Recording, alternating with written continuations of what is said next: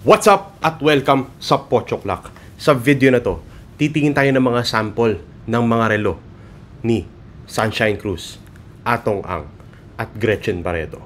Bago po tayo magsimula, napansin ko 93% ng nanonood sa mga video ko hindi po subscribe. Kaya please subscribe to the channel.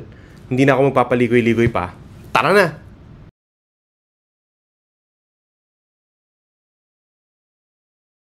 Very obvious po agad sa photo na ito na ang relo na suot ni Sunshine Cruz ay isang Rolex GMT Master 2. Ang tanong na lang kung anong klase. At para malaman natin kung anong klase yan, kailangan tingnan natin yung kulay ng bezel.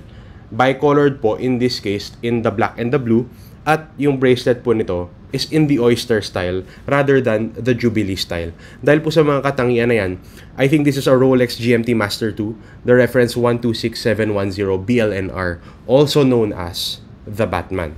Ang GMT Master na conceive po yan noong 1950s nung nag-request ang Pan Am sa Rolex na mag-supply ng mga relo sa mga piloto nito na nakakapag-track ng more than one time zone, especially for pilots. Mahalaga yan because they move around a lot. Pero kahit Rolex po ang nagpasikat sa genre na ito, hindi po silang nauna na merong relo na nagtatrack ng more than one time zone. That credit belongs to Longines.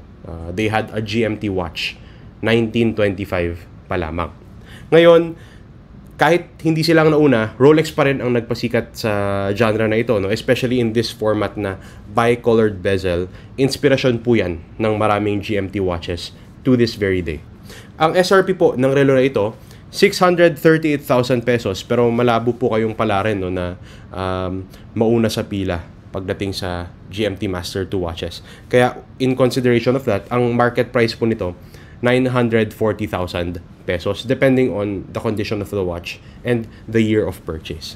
Ngayon, when it comes to the alternative, I selected the Casio MDV 107D 1A2V, also known as the Casio Duro. Pinili ko po ang relong ito dahil sa bicolored bezel na meron ding black and blue, meron siyang black dial, tas meron siyang bracelet din. So it achieves a lot of the look. Kaya lang kailangan nyo maging aware. Size-wise, mas malaki ito. Bukod po dyan, quartz ang movement, pati yung finishing. And then, hindi po GMT ang relo na ito. Hindi siya nakakapag-track ng multiple time zones. Pinalitan lang talaga yung color ng bezel. Pero price-wise, this is 6,750 pesos at retail.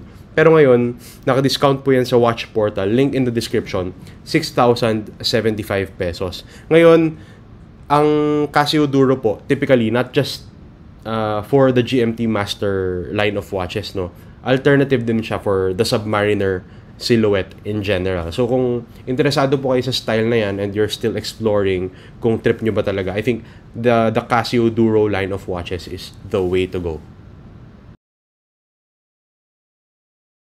At ako hindi ako makapunta kasi masakit yung lower back ko. Yung paa daw niya, masakit. Sabi ko, sige, samahan ko na lang, sige. Nalaman.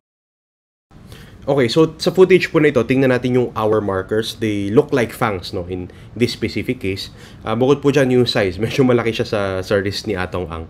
Pati yung rose gold na case, leather strap, minimalist display, all of those together, tingin ko po, this is a Jaeger-LeCoultre Master Ultra Thin in 41mm, the one in the rose gold version. Ang Jaeger-LeCoultre po, well known for their dress watches, and this line is one of those. Although ang pinakil talaga for me ng dress watches nila would be the Reverso.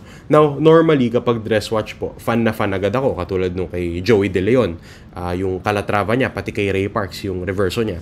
Pero in this specific case, ang laki po kasi nung Master Ultra Thin kay Atong Ang, lalo na minimalist yung display. For example, pag kinumpare nyo yan dun sa Batman na suot ni Sunshine Cruz kanina, 40mm po yan. Pero ang dami pong laman ng display nun.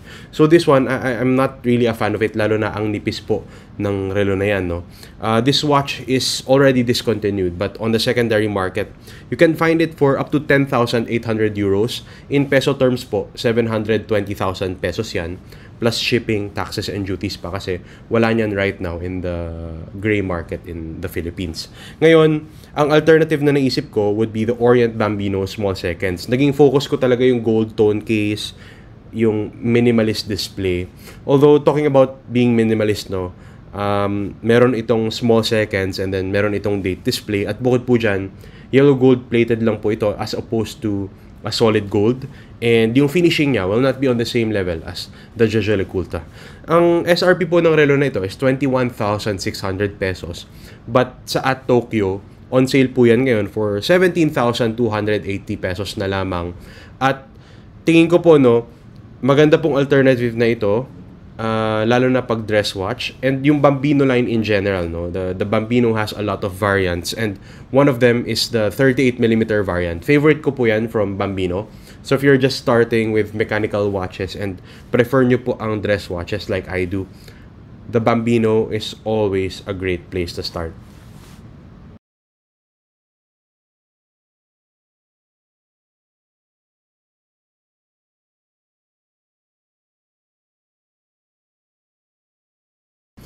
Ngayon, itong relo po na ito, na-feature ko na to dati, no? At ang mahalaga po talaga dyan, yung bezel color niya, yung gold case, and yung handset niya. Kasi sa Yachtmaster 2 po, dalawa pong klase yan. Yung earlier version has these very hands, and then the later version would already have the Mercedes hands, no? Dahil po dyan, tingin ko this is a Rolex Yachtmaster 2 in the full yellow gold. The reference 116688, the first generation, basically. Ang Yachtmaster 2, siguro po isa yan sa pinaka-rare na model, no, ng Rolex. Dahil yan, hindi ito masyadong pumatok. In fact, discontinued na po ang Yachtmaster 2 line as of today. And kumpara kasi sa ibang Rolex models, no, malaki ito at 44mm and mataas ang SRP niya for a complication that is almost, hindi naman useless, no, pero very niche siya. Ang secondary market price po nito is 53,500 euros. Equivalent po yan sa 3.6 million pesos plus shipping, taxes, and duties. Ngayon, yung alternative na napili ko would be the Tissot Super Sport Chrono. Kaya ko po napili ito ay dahil po sa pushers, no, chronograph. In fact, mas capable ito kaysa sa complication po ng Yachtmaster 2, which is just a regatta timer. This is a timer in more general terms. Ang gold case din, naging focus ko yan. Pero ang concession po, quartz ito, and definitely yung gold niya is not solid. This is a gold-plated, no, to achieve that look. Ang SRP po ng relo na ito is 36,500 pesos. And that is such a fraction of the Yachtmaster with more capabilities, and it achieves a lot of that look. Pati yung size, similar, kasi ito 45mm. Samantalang yung Yachtmaster 2 is 44mm. So I think Tissot being such a great Swiss brand with a lot of heritage, it's a great option if you're really interested in the watch that Gretchen has. Pero bago yan, nag-viral muna ang eksena ng halikan ng dalawa sa magkaibang derby event. Ayun! Nakita na natin ang Rolex GMT Master 2 Batman ni Sunshine Cruz. Nakita na rin natin ang Jaeger LeCoultre Master Ultra Thin in full rose gold ni Atong Ang. At nakita na natin ang Yachtmaster 2 in full yellow gold ni Gretchen Barreto. Normally po, ang preference ko sa mga ganitong kaso, yung dress watch. Pero sa pagkakataon po na ito, pinaka-paborito ko yung GMT Master 2 Batman ni Sunshine Cruz. Pinaka-paborito ko pong complication, yung GMT. At bukod po dyan, isa ito sa mga personal grails ko. Bukod po dyan, yung Jaeger LeCoultre kasi, no, in this case, 41mm. Mas malaki pa po sa GMT Master 2. At kadalasan po, pag dress watch talaga, preference ko is 39mm or below. Doon naman po tayo sa mga alternatives. Pinaka-paborito ko po yung Casio Duro with the bicolored bezel. I think the Casio Duro achieves a lot of the look of the Rolex GMT Master 2 Batman, especially at that price point, no. Meron pang bracelet, and then you have the full dive watch look at least. Hindi man siya GMT, no, at least yung bicolor bezel na black and blue, nakukuha niya yon. Pero opinion ko lang po yan. Kung iba po ang inyong opinion, kung tingin nyo merong ibang alternative na mas angkop, please let me know in the comment section down below. Kung trip nyo po yung ganitong klaseng content at kung interesado po kayo sa mga watch reviews, please subscribe to the channel and hit the bell icon while you're at it. Maraming salamat po sa oras ng panonood. Laters, yo!